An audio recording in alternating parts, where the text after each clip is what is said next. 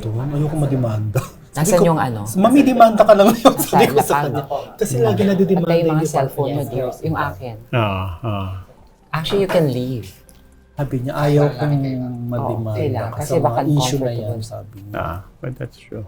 For those who are just joining the conversation, here at Roundtable with me, Roby, we have with us Ladlad Partners founder Danton Remoto, radio host, Ateneo professor, writer, published author, and so on. And then, of course, Bataan 1st District Representative Geraldine Roman. You're Ateneo. I'm Ateneo. High school 84. But I high school, not grade school. No. And then I went to UP. Yeah. Oo. Grade school. 841520. Laban ba ng hindi ako. student number? Ikaw ano? Hindi ako pabasa ng UP, no? So, tinayo ako No! Ang course ko, How's that business possible? admin. Pagsak ako, business accounting. Hindi ka nakapasok sa UP. UP Baguio. UP yun. Ay, UP rin yun. Ako I took up Counted yun. I took up European languages in UP, but maganda I got a yun. scholarship and I studied journalism in Spain. In Spain. Which means you actually wanted to be a journalist or it was I just a wanted scholarship? to. I Yeah. wanted to. I actually worked at the Spanish news agency. Oh. So I do my news in Spanish. Oh, F. EFE, Oh. and then also there. Wow. So why didn't you continue? I went back to the Philippines No nga. in Then 2012. Oo. you got drawn into the family business.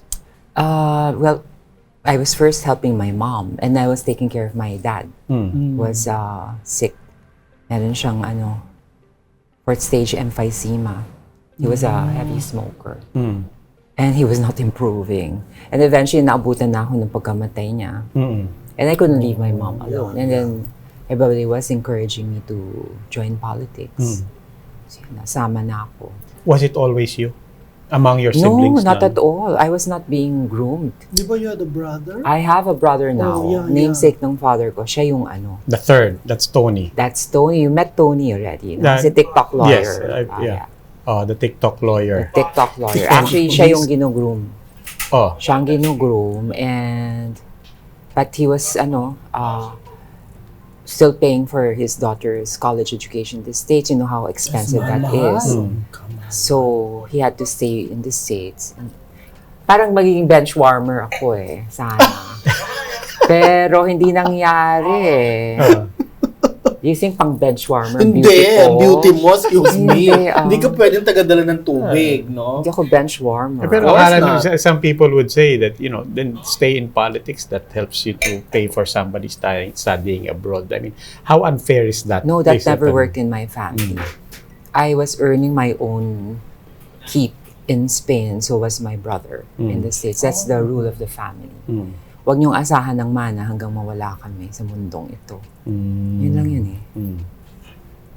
And my brother naman, okay, he came back, kailan ba siya bumalik? 2019. So, ngayon board member na siya. And poised to take over. Poised to take over my position. Because you're on your second term. Last term. Last term na. Graduating na ako. O, di ba? Okay. Yung bench warmer, mag-graduate. naka 9 years, No, but graduating means you move up a level. I don't know.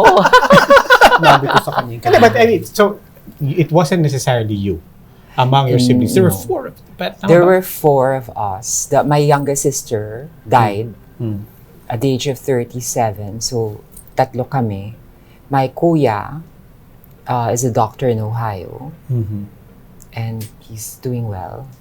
Tapos ako, I used to be based in Spain. And then Tony Boy, who was based in New York. So, when my father got sick, I had the liberty of coming home. Kasi wala naman akong anak. I owned my time, basically. And ang nangyari, hindi naman ganun ang plano eh. Plano ko babalik ako. Dun lang sa father mo and then your mother took over, di ba, sa congressional seat. Was that the plan also, or was everybody essentially from your mother to you just basically suddenly have to scramble? Actually, the only one whom I could say is nakaplano talaga is Your my brother. brother. Si Tony Boy. My mom, hindi eh. So what happened? Bakit hindi si Tony Boy? I mean, he's now in the provincial board. Yes. Diba? So he has to allow me to graduate. Ah, okay. It is a dream of every congressman to complete his or her No, but I mean, terms. prior to that, on your first term, the very first time you ran, the Hindi. plan was not you. No. Then no. why not your... Kasi my two nieces were okay. studying in college. Ah. Oo. One finished in Dartmouth, the other one in ano nga ba yun? Sa New York State din eh. Upper New York. I forgot the name. Okay. And now magdi-3 terms ka na. Mm-mm. Are you surprised by that? No. I ran unopposed. Galing naman. Diba? Of course, haba ng hair. Ikaw, Danton, ano nangyari sa political...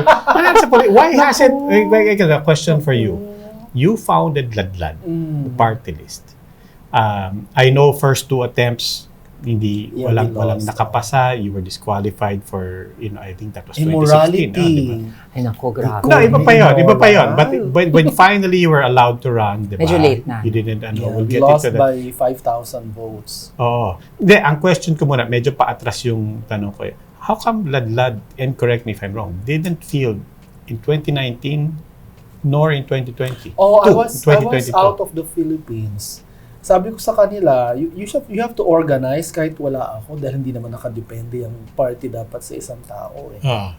And did they do it? Exactly, precisely to that point. Kung it was a party, hindi nakadepende sa iyo. You had, a next generation of leaders there. Parang, I know people kasi, I'm asking also because I know people who were looking, where is Ladlad in the ballot? Well, they had an election last month. So, meron na silang bagong set of officers. Ano lang ako? Emeritus. Advisor. Matanda, Geraldine. But that means that Ladlad will field in, hopefully 2025? They want to run in 2025. 2025. I hope so. Kasi nga, I'm the representative of the 1st District of Bataan, but Yes. everybody thinks, Yes. many people think na I am actually, they think I'm a party list representative, which is not the truth. So, but by adoption, I have extended my constituency dun sa LGBT community. Kasi nga, that was the expectation of everyone, including the media. No? So, I just lived up to expectations also. And also, that's my calling also, I think. Aside from my other advocacy. You really feel that? Apart from taking on the mantle from your father and your mother, so that's a family thing. But you really feel that from the start, it was part of your calling, as you said. Truth be told, my first advocacy was agriculture and agrarian reform. In fact, I'm championing the new and improved agrarian reform bill in Congress, which is based on my interactions with former Secretary John Castichones. We were looking into the loopholes of our laws, no, and what eternalizes, no, yung justice program ng DAR, no, and we addressed those issues in my bill. So that was my first advocacy. But when I won, everybody was focusing on my being the first trans woman to win a seat in Congress. That was the headline. That was the headline. And for me, I could not understand, Danton. Sa totoo lang, hindi ko maintindihan mo bakit everybody was making a big fuss Seriously? about it. Yes. Historical yan. For me, that was anecdotal, honestly. But I would imagine, growing up, and for both of you, it's not the easiest. Well, you know what? Diba? I'm privileged eh. That's I true. belong to a powerful family in Bataan. No quotes. And well-loved. Hmm. And my life was not a secret in Bataan. Yeah. So everybody just treated me like your ordinary woman, ano? Besides the fact that they say I'm pretty, so Oo naman. it helps. Mm. Okay, it helps. So I was surprised. Days before the elections, there were like international wire agencies knocking at our door, covering me. I said, I haven't won yet. I am not even sure. So why are you here? Mm. And I was trying to avoid the attention. You know what? The dream of every trans woman is actually to just blend in Yes. and not to have to explain your gender identity or even touch your gender identity. You don't want it discussed publicly. You just want to live your life as a woman. Yeah, but being self-aware of being privileged means that you're also aware that Well, for the now, majority viewing of it from now, from my vantage point, I am privileged. That was something normal for me. Yeah. Bear in mind that my adult years, most of my adult years were spent in Spain, Ah. where once SOGI, sexual orientation, gender identity, and expression, is never an issue. Yes, but I mean, yung ano yan, and then I'd want Danton's thoughts on this as having founded Ladlad for a particular sector, di ba? But just on the privilege, two levels there. One is you do come from a political clan, walang air quotes doon. Prominent family in a particular province and district. And then, as you said, you studied abroad. You were in Spain, a more progressive society. But what about before Spain, di ba? And growing up just as a child, I mean, Ateneo, grade school and yes. Catholic school, you come from Ateneo, grade school was where? It was small private school, Victoria School Foundation. Okay. Pero doon, In New Manila, is that? no, that was in Cubao. Okay. You know what? It's pag grade school and it's co-ed, it's not a problem. Especially when you're excelling in the academics. Yeah. It becomes a problem in high school because it coincides with a very difficult age for all trans people, which is puberty, when your body is developing in the opposite direction. Tapos, Ateneo was an all-boys school. Yeah. So there was bullying. I even came out with my story already na I was subjected to ritual rape in high school. It was during scouting. I've spoken already to the perpetrators. It's not really rape, it's just ritual rape. What is, I mean, I Okay. don't know how I'm trying to, but what does It's that like a what does that game mean? for them, Okay. I suppose, no? And teenagers can be very cruel. Yeah. Scouting class, we took our turns giving commands. When it was my turn, I was at the podium, and nobody followed my commands. Walang sumusunod. And the next thing I knew, there were 4 classmates who pinned me down to the ground, and they took their turns one by one, going through yung pumping motion. And I was in shock. I was praying. And tama-tama, dumadaan yung guidance counselor namin, si Brother Don. Lahat sila suspended. And the Jesuits were very protective of me. They gave me sound advice. Excel in academics, and they will respect you. But there's something unfair in that also. Yes, the burden is greater, really. But really, am I on the losing side if I excel in academics? I'm not. Diba? No one loses, no? If he performs or she performs well. Danton, I'm sure you can relate to that idea now. Yeah, on the one hand, we do have to recognize that we are a sector, we have our challenges, there's bigotry against us. But I see your point also na, yeah, but as you said, every person's dream, not just trans women, is to just be accepted for who you are, not have to identify in any way. And yet, Ladlad you did found Ladlad. I mean, what was it was, I didn't plan it. I came back from the UK, and then there were these LGBT, not LGBT, there were organizations that spread correct information on HIV and AIDS. So we would just give this handout and everything. And then I thought, if we have a party list that can legislate a law, because we would give these posters and stickers, they would drive us away. Nako, it's a gay disease, etc., etc. So we wanted to change that. That's why I talked to several people. I told them we're going to form a party. They went to my house. They were wearing nice clothes. Akala nila party. Because why else would Danton invite us to his house? Bakla, this is a political party. And they were said, ay, ang corny naman. So, the root of yung pinagmulan ng... Was HIV advocacy. Yeah, we were being driven away, and I said, because my father went to law school, tas naisip ko, wow, if there's a law, then Meron na. uh, Yung HIV law natin. now yung yung LGBT noon, if there's a law, they cannot drive us Away. with these hurtful words. No? Mm. That's why I founded it.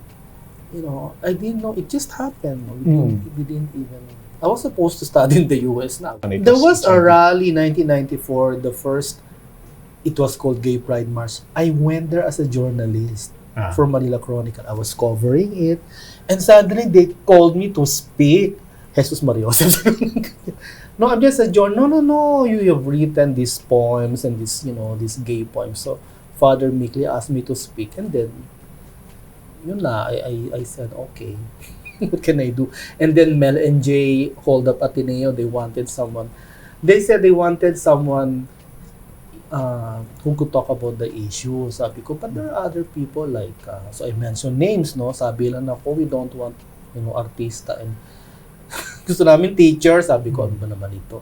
So I asked Ateneo's permission. They said, Ateneo, okay.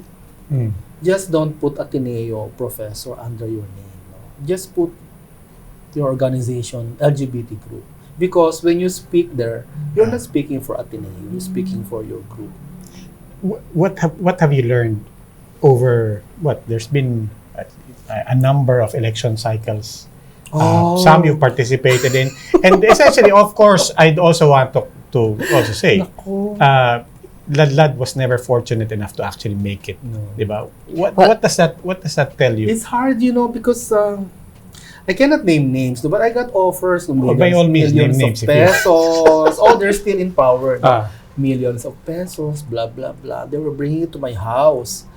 Sabi ko, naku, Diyos ko, they'll be holding me by the neck until I die. Yeah. Because you need money to campaign, even party list. It's a national campaign. It is expensive. Difficult. Dito sa bansa natin, Yeah. you need a lot of money. Yeah, but about the sector itself, I mean, I know, as you said, it wasn't necessarily the main advocacy, but nonetheless, and as you said, people now default to you na, yan ang representante Ako natin. But, transwoman, ako yung representative ng LGBTQ plus kasi, community. and at the start, di ba, the main challenge to Ladlad at the start was, hindi naman marginalized sector yan. Yeah. Hindi Ano naman hindi? totoo. Di ba, that was the original challenge before the Supreme Court. I mean, something along those Marginalized lines. pa rin. Di That's ba? why I brought them to the Supreme Court. And we won. Before it was... Grabe yung COMELEC no, when I read the decision ng COMELEC. Sabi ko, at this day and age, meron pa palang ganung tao, no? Yeah. We operate within a secular, a state, a country where there's separation between church and state. And yet you have government officials passing moral judgments. Yeah. Talk about that at this day and age. We all grew up, I think, 70s, 80s, di ba? Yes. We were all born in the 1960s. You say at this day and age, but put that in context of when we were growing up. I have my own thoughts on that. I'll come clean on that. And compared to how we are right now. We've made strides. Yeah, Meron na achievements Yeah, na. one, I can only tell you a very short story. Like when they showed here Brokeback Mountain, it was promoted not as an LGBT or cowboy movie, but as an Oscar award-winning picture. So watch kami, 10 of us in Ladlad, lesbian, gay, transgender, etc. And then, sa lobby, I saw these boys, gay men na naka-cowboy uniform holding hands. And then people saw me, kasalanan mo lahat yan. Danton ako naman. Sabi ko, I'm just here to watch a movie. Sabi ko.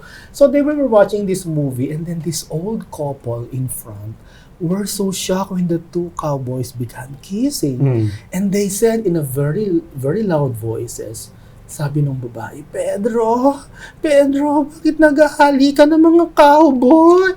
And then the old man said, Maria, wag kang maingay. Baka ganyan na sila siguro ngayon. Sabi, Hindi. Well, that was kumbaga 21st century na yan. That Yeah. wasn't Pero, I mean, in the Philippines, any kind of public display of affection, whether between a straight couple or a gay couple, is frowned upon, di ba?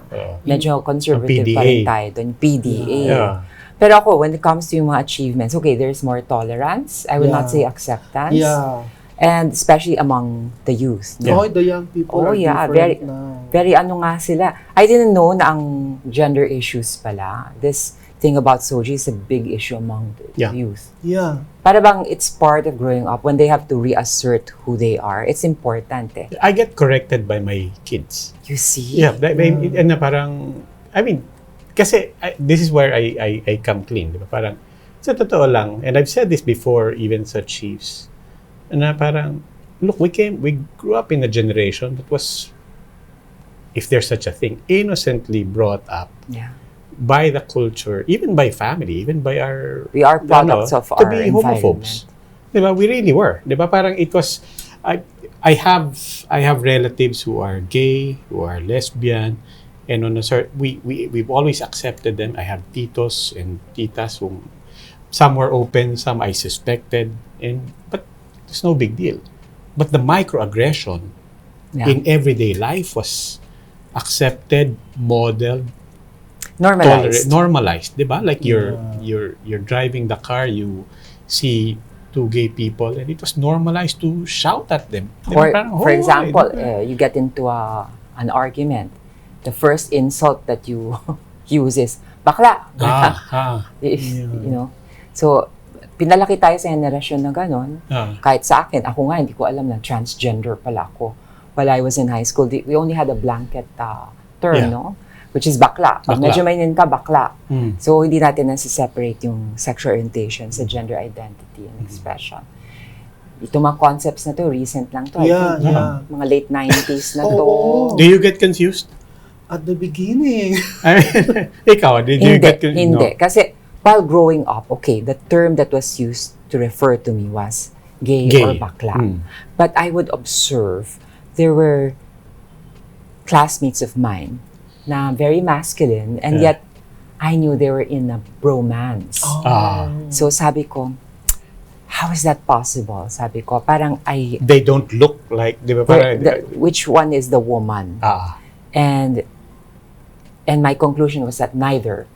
And that, you know, that made me question, no? Yung term na bakla, what does it actually mean? Sabi ko, it can't refer to somebody like me because kung magkakagusto ko sa lalaki, it is as a woman, bilang babae. And I really don't identify as a man who wants to be a woman. Hindi, basta babae lang. Yun lang. This is what is natural to me. And when the language started to become more popular or even developed. That was in college already. In UP kasi. Yan. And was that a light bulb moment for you? Yes, definitely. You remember the first time you heard the word transgender? Not exactly. The term then was transsexual. Transsexual. And that used to refer to trans women who have undergone sex reassignment surgery. Ang tawag pa nga nun, sex transplant. Akala mo may nililipat. Sabi ko, ano nililipat? Di ba yung si tennis player, si Renee, what is her name? That US tennis player. So sabi ko, wow, that's possible pala. And I met other trans women in UP.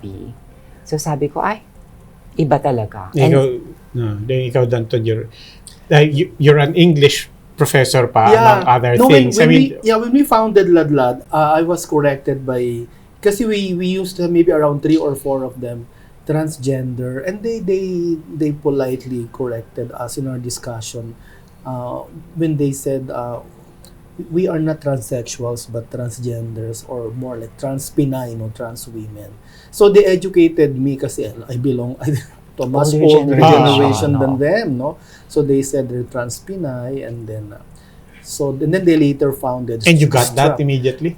Slowly, I attended their meetings. No, they would attend meetings yung sexual assignment surgery, talagang may mga video pa, nakaganyan nga ako, pinapanood ko. So ganito yan, kasi yung concept nga ng sex and gender are now defined. Yes. They are very clear, especially among the youth. Sex refers to yung physical or biological kasarian, while gender is more of how you identify yourself. So, sex is, you can see it. You can. Yes. Diba? You so can. pagka pinanganak ka, diba, the first thing that they will look is it a girl or a boy. But sometimes that can be misleading kasi there are people who are intersex. Okay. Kaya nga itong madalas kinuquote ng opponents ng social equality bill that God created only man and women. So who created intersex people? with ambiguous chromosomes or intersexuality to the level of the genitals na medyo ambiguous or hormonal. Okay. And to carry on that questioning, no, if intersexuality can naturally occur at those levels, what makes you so sure it cannot occur here also? And this is also valid because it is part of our totality. In fact, we do not think with our genitals, nor do we relate with one another through our genitals unless we have sex. Diba? So, one's gender identity lies here in the brain. Okay. Or to put it more romantically, in the heart. Oh, so that's the SO and the GI.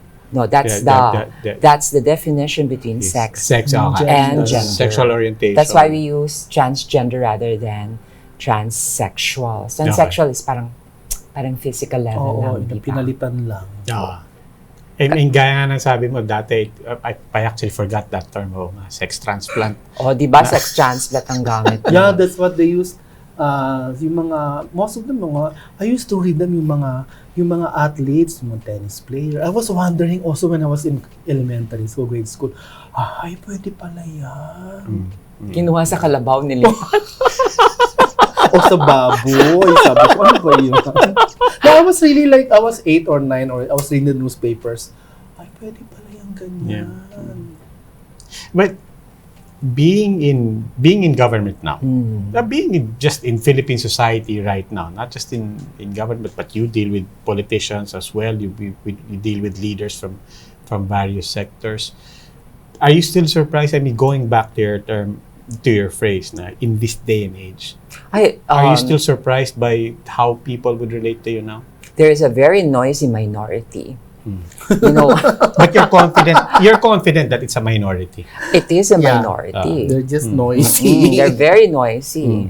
And they know how to use social media or how to lobby, but they're a minority, diba? And they have a very radical interpretation of the Bible, and they want to impose the Bible as the basis of our laws, which is really absurd.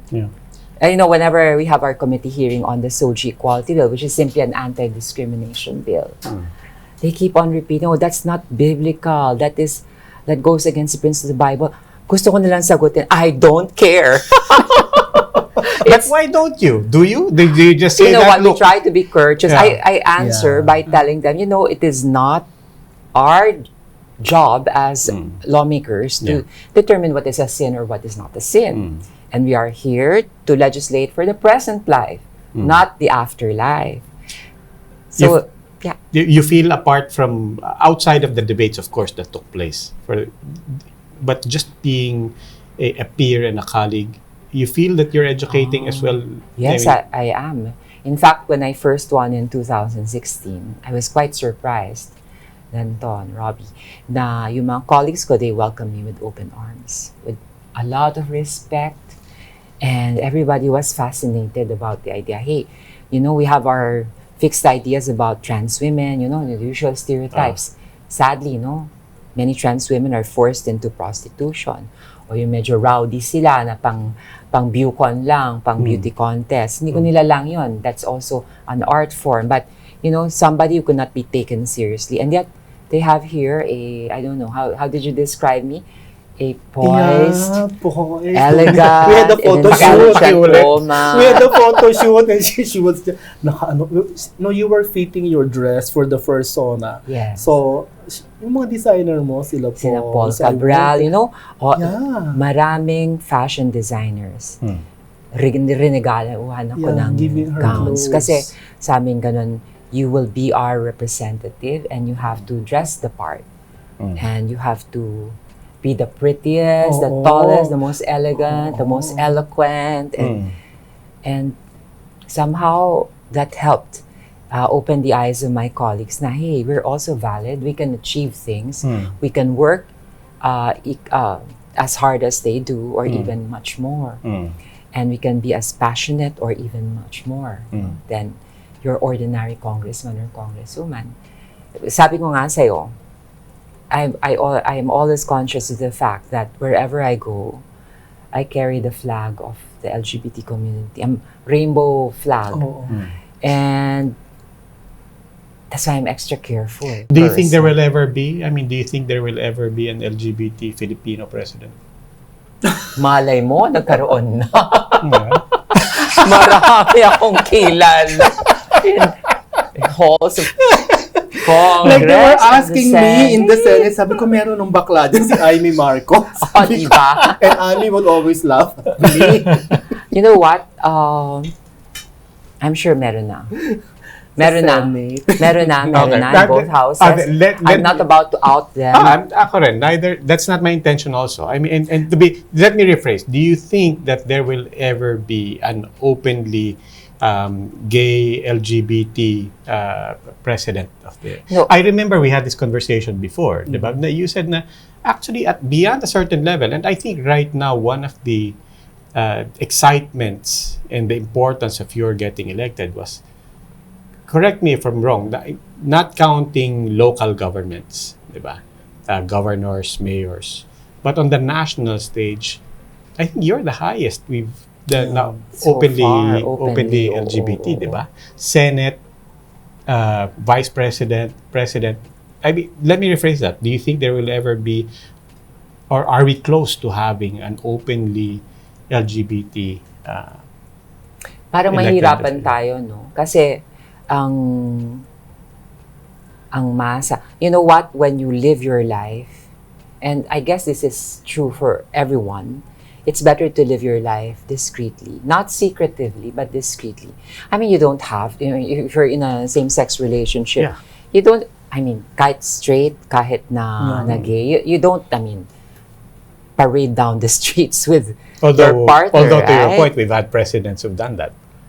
Have we? Diba? Hindi, diba na openly, Ay, oo nga pala, diba? yung love life Limang nila. asawa ko, Straight. diba? Mayroon Ay, na diba? oo. Parang that part, but that also goes to the That is machismo. so, misogynist. Oh, but ayun nga yung point ko. That also goes to the machismo of the politics, which is also at the root of my okay. question, diba? So, kung ang voting population mo mga machista Yeah. who subscribe to this machismo, ikaw as a politician, would you actually open up your your sexuality and But to the whole expose it to scrutiny? Yeah, I get that, but to the whole conversation about in this day and age and the progress, as you've said, that we've had, things are changing. And beyond politics, things are changing even in media, diba? Oo. I remember when it used to be gays in the movies or even in sitcoms would just be the butt of the punchline, Exactly. diba? They would be the foil for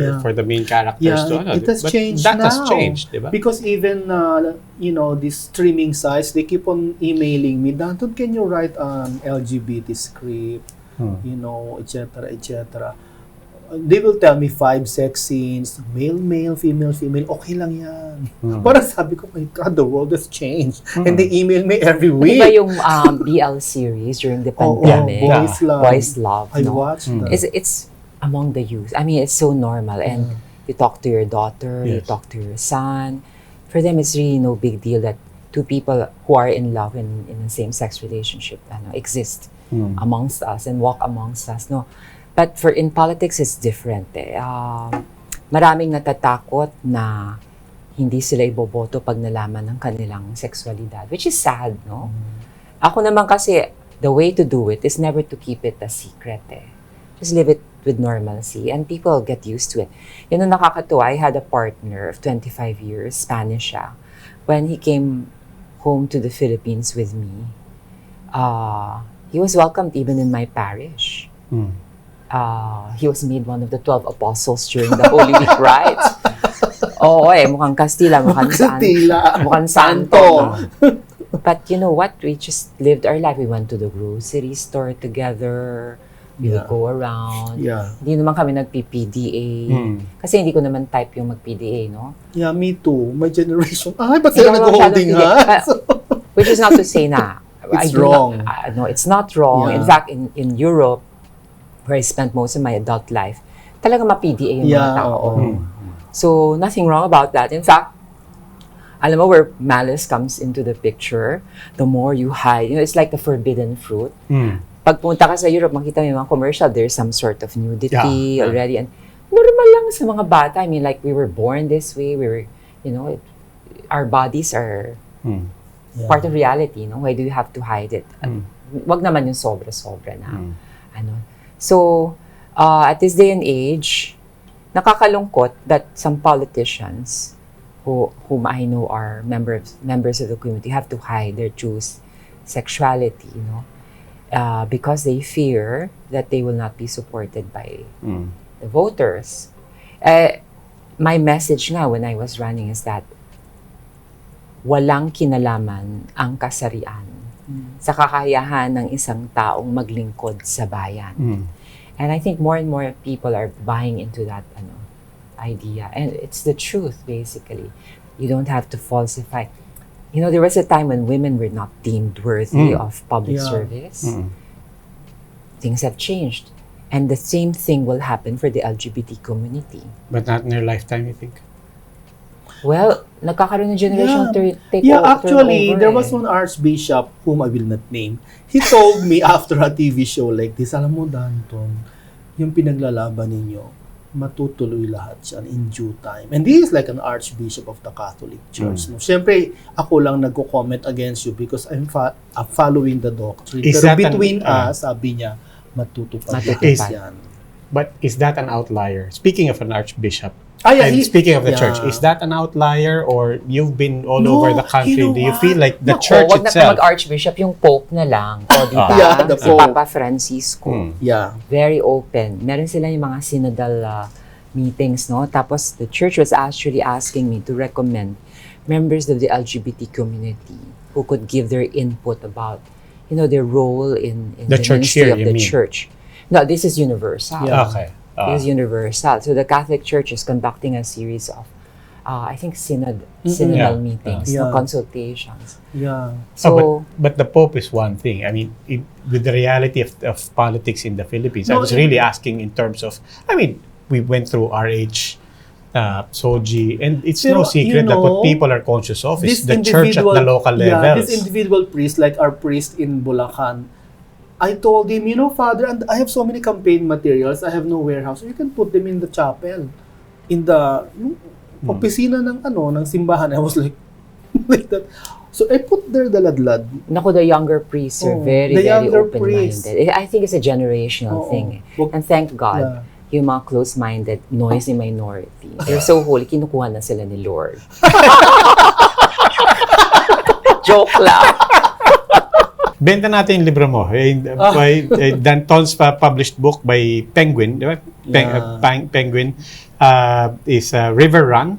Talk about that a bit. River Run, I wrote it. Autobiographical ba yan? Well, medyo. It's about this game, but it couldn't be published before. Why not? It started as a short story, di ba? No, they were saying that, there was no ending daw, and kasi it's about this young boy growing up. And then, so when I gave it to Penguin, Penguin said, "Oh, we like it, but can you add 2 gay sex scenes?"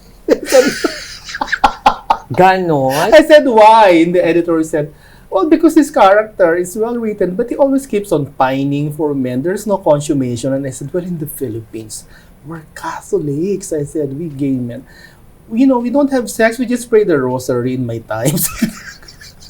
She was laughing so hard, this British editor. And I said, "But we have to sell your book."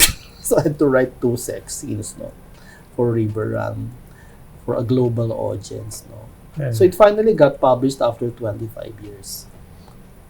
So hard to write. What is it about? Does it delve into the situation Yeah. ng LGBT sa Pilipinas? Yeah, but Okay. he was growing up during martial law in a military camp like mine, My father was a military So coincidence officer. lang po lahat to. Coincidence lang po lahat yan. Then he went to Ateneo. Naku, magsulat na rin kaya ako ng autobiography. Yes. Diba? Memoirs are good. Sige na nga. Just call it fiction. Di ba?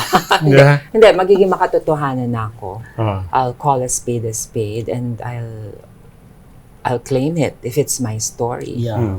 I mean, hopefully people will get inspired by my story. No names left unmentioned. Yun. Medyo yung political side, medyo magpa-practice tayo dyan ng discretion. Oo, kasi we have to protect kasi we meet them, then they offer us, money, and we politely and courteously decline. Ako hindi naman. When I protect also my fellow public servants, it's because I have to deal with them on a daily basis, and I also need their support for our different bills. Their votes. Talaga nakikisama talaga nagpapakisamahan. I think that's one of the reasons why, I don't know, there's a divide between yung advocates and yung politicians. Oh, yeah. Expectations nila iba. Yeah, I do also want to talk about your other advocacies. As you said, parang I know you advocate for agriculture, reform, food security, ecotourism, among other things.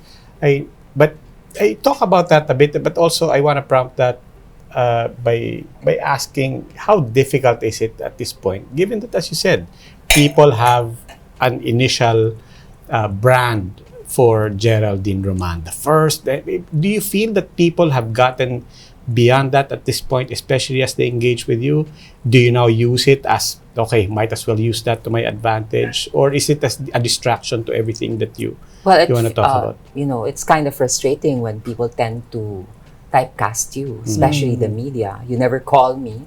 Of course, there are other interviews also that discuss my different advocacies, but mostly because of LGBT issues. No?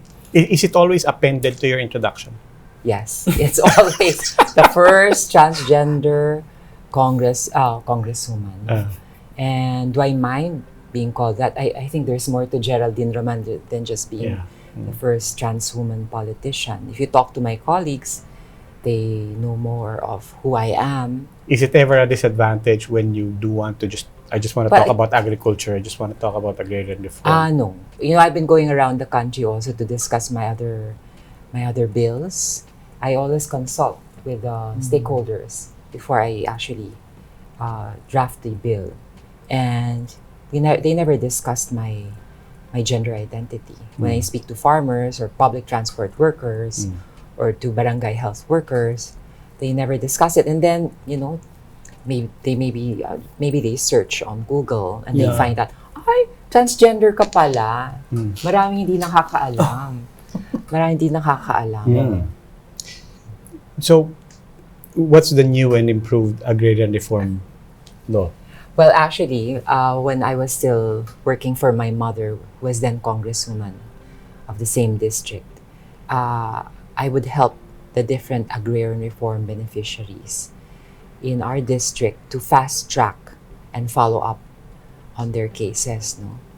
And I would visit... We're still trying to transfer titles at this point. I mean, what's the there is a justice delivery program of the Department of Agrarian Reform, and it takes forever, basically. And the reasons are the following. Number one, jurisdiction over land dispute cases is not streamlined. We still allow our civil courts to handle land dispute cases. When I talk about land dispute cases, I mean agriculture related, as part of the Agrarian Reform Program. So, even if the Department of Agrarian Reform decides in favor of the beneficiaries, the farmer beneficiaries, the former landowners would file cases in civil courts, and then the CA, Court of Appeals, would try to reverse the decision, and that, I know of so many groups, and not just in my district, in the entire country, several generations, and it's really frustrating. And I was witness to the distribution of GLOAS in one of the towns in my district. And the beneficiaries were actually crying. Alam mo, yun na lang pinangahawakan nila eh. Yun na, okay, marami mag-iisip dyan, mayaman ang pamilya mo, Geraldine. Ito, bakit mo pinaglalaban yan? Excuse me, na land reform na po kami. At hindi namin hinukus-pokus yan. Hinayaan namin, dahil yan ang batas eh. At ang laging sabi ng father ko, he was a lawyer, you only need so much to be happy on the face of the earth. I mean, when you have people who have nothing, it's a matter of survival. And yet, ang tangi pag-asa lang nila yung batas. And the law turns its back sa kanila. And our judicial system turns its back. Saan pa sila pupunta? Under my bill, jurisdiction over land dispute cases should solely be belong to the Department of Agrarian Reform and the Supreme Court at the last instance. The concept of fair market value, revisable, should be present also to compensate former landowners. Naunahan ko pa nga yung request ni President BBM, yung condonation ng monthly amortizations. That was that is part of my bill. Also, we should not stop at land distribution. It's just not for land distribution. The ultimate goal is food stability. Para may makain at ang ating mga kababayan hindi maubusan ng supplies tapos nagmamahal ang presyo. So, how do we do that?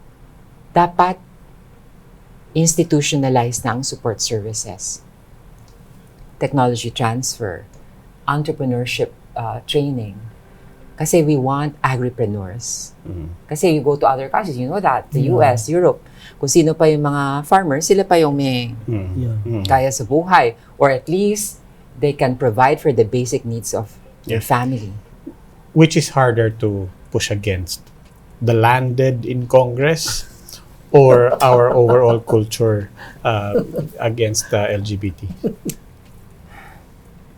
Alam mo, ang malungkot pag usaping panlupa, pumapasok ang karahasan and blood is literally shed to defend what they think is theirs by right, no?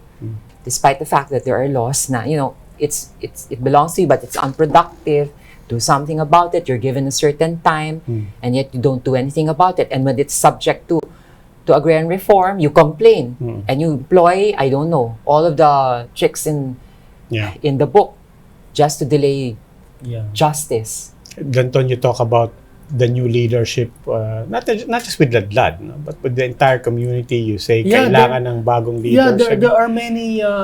I'm happy that there are many new LGBTQ groups, no? Some of them supported by politicians, some of them supported by the so-called LGBT churches, no? So nag-diversify na sila. I encourage them to strengthen their ranks and to run in the elections. But then at the end of the day, they will, as I told Geraldine, they would call me. But you know what, Danton? Maawa ka, tumakbo ka. Pag nagbibigay tayo ng advice dun sa LGBT groups, especially the ones that are formed by politicians, lagi sinasabi ko sa kanila, be wary. Kaingat kayo because it's not enough na sabihin nila na mahal namin kayo, we recognize your You're on contribution your to third term, society. hindi ba pwedeng primary candidate ng party list? Pa-party list mo. Hindi ba pwede yan? Pwede. Total creative naman ng mga politiko sa... Hindi. Pero ito yung sinasabi ko We're sa mga looking LGBT for groups. candidates nga. Whenever I go around and talk to LGBT groups, sabi ko, huwag kayong papagamit. Yeah. Sabihin nyo sa mga politicians nyo, really you love us? Then show the love. If you can recognize our contribution to society, then recognize our legal rights, which are not special rights or privileges. The same rights, but they have to be recognized legally. Kasi maraming kilala na mga mga LGBT groups nandun doon, like sa may bandang Central Luzon, doon sa may bandang Katagalugan. But you passed the SOGI. Well, that was in the lower house. Congress. But in the Senate, you know, I know of some senators who are actually very supportive, money-wise, of LGBT groups. And yet they refuse to recognize the legal rights of LGBT groups. And they want, you know, to employ delaying tactics, or they even spread lies about this anti-discrimination and bill. what is fueling that? What is fueling the resistance? Is it culture? Is it... Some of them belong to kasi at least lupa, as you said. Lupa, at least alam natin yung pinanggagalingan, diba? The fundamentalist Christian groups, no? So, some actually one senator... Which is, just to clarify that, when you qualify, and you did qualify it quite deliberately, the fundamentalist Christian groups, which is to say, you're not talking about the Catholic Church. No. No, yung mga Actually, one of the noisy minority, that's what you're referring to. Yeah, kasi when I did talk to some of them, you know, personally, they're really nice to me and everything. Sabi lang nila, but Danton, kasi, you know, we have to follow the dictates of our church, no? These born-again groups, no? o yung tatay ko kasi leader nito, I have to follow him. Pero talagang, alam mo naman, we support ladlad. Sabi ko, naku, ina naman tayo. Nako, yung support na yan, half-hearted. Which is your point, di ba? Parang if you support, then Show the it. love. Walk the talk. Otherwise, it's just plain hypocrisy. What about the constituency itself? Solid ba ang constituency ng LGBT? Yun ang problema lang. No, we're not. Napopoliticize yung cause. Yeah. Like, remember the last elections? BBM versus Lenny, no? Yung mga pro-Lenny na LGBT advocates, they would actually try to monopolize. Sorry yun ang perception ko. Kasi when I expressed my support to BBM, they started condemning me. Yeah. And they were telling me, oh, you're not a valid LGBTQIA advocate because you support BBM. Sabi ko, how is that even related? Can't you just focus on the things that we have in common? Anyway, if I choose BBM, it is in the exercise of my freedom, no? And you should just respect that. You know, in the community, we demand respect. We should also show respect. We refuse to engage in, we don't want to be judged, so we shouldn't judge other people as well. So, anong nangyari ngayon sa LGBT community? Nahahati, napopoliticize, which is really sad. Yeah, but that was a particular moment, and really, it was a really unique elections in a way. But beyond that and before that, nandun na ba yung, may hidwaan, and to that point. Actually, when I was working with Ladlad, like kung sinasabi, magtatagalog tayo. Kasi we were always accused of, Ateneo, UP Group yan, LaSalle, UST speaking in English, and then following blindly the Western model of advocacy. Tapos sabi pa nila, pag nasa TV daw ako, masyado akong seryoso, para daw akong teacher. Di ba teacher naman talaga ako? Teacher. Hindi, pero sa totoo lang, mas effective nga talaga kung kumbaga gawin nating mas naintindihan ng tao. Anong hindi nila naintindihan? Well, number one nga, magugulat ka. No? Ito laging sinasabi ko when I speak to LGBT groups. Aralin nyo ano yung sabihin ng SOGI. Diba? Yes. Sexual orientation, gender identity, and expression. Kung hindi mo alam kung ano ka, kuya, hindi mo ma-define, mahihirapan kayo paglaban. You feel, even among LGBT, you're saying they also still, at this point, basically just box themselves into the old systems, di ba? Oo, kasi there's a lack of access to information or simply there is no for the language, as we've been discussing, just the language for it. The popular culture still is so powerful na yan pa rin yung lingwahe, di ba? It's hard to express yourself. Is that the... Kaya, nariyan ang role natin para pag yung LGBT, naintindihan na nila yun, no? Unlike 10 years ago. Pero yung SOGI, that's why I told the people pushing for it in the Senate, mag-ano tayo, information campaign. I'm willing to work for free. Meron pa mga senador, sabi ganun, tanong dun sa, are you a SOGI? Sabi ganun. Are you a SOGI? Sabi, oo. So, hindi naintindihan. Okay, I'm not judging those persons, no? Trying to understand where they're coming from. But, you know what? Before you can even express your opinion on something, you have to read up. You have to know what it is. Otherwise, yung opinion mo, hindi valid. Hindi siya... wala siyang basis, di ba? Can you run down a very, very quick list or just a simple sampling of where LGBTQ people are still essentially unequal and deprived in our society? Sa grassroots level, medyo mahihirapan. May lack of access to information. Tapos, when you don't have access to education, syempre yung good manners and right conduct, as well as respect. Why is that? Why is there how does that trigger a lack of access to education? When you are not taught in school to respect other people who are different, but rather you receive your education dun sa kanto. In the context of ang isang inuman na babastusin mo isang gay person na dumadaan and that you're cool for doing that. Well, connect the dots. Anong klaseng mentality, yung mentalidad na magkakaroon ka? Kung bata ka pa lang, nasasaksihan mo na yan. So, yun ang challenge talaga. Sa grassroots level, pakita na hindi okay. Kaya natutuwa ako sa DepEd, di ba? Yeah. Sa DepEd yan. Tsaka yung CHED kasi yung DepEd tsaka CHED, to be fair to them, sa Commission Higher Education, yung gay literature, it's an elective, no? It's not required, but you can teach it na. Hindi ka na aawayin ng mga tao. Or even sa curriculum ng DepEd, yeah. it's being discussed what SOGI is, and respect, and it's just Meron na. talking about something that already exists in society. Alam mo, Danton, Roby, na-frustrate ako dun sa mga noisy minority na yan. They want to pretend that the LGBTQ+ do not exist. Na kailangan ito lang. Yung traditional views, no? Hey, we are a reality that stares them in the face. And the sad thing is that there are cases of discrimination and they do not want to recognize those cases of discrimination. Para sa kanila, normal lang na kapag ang isang gay person na napaka-qualified, nag-apply sa trabaho, hindi tinanggap dahil siya ay gay, normal lang sa kanila yon. Tapos sabihin na, that is in the exercise of our religious freedom. Kumbaga, they want to justify that act of discrimination in the name of religious freedom.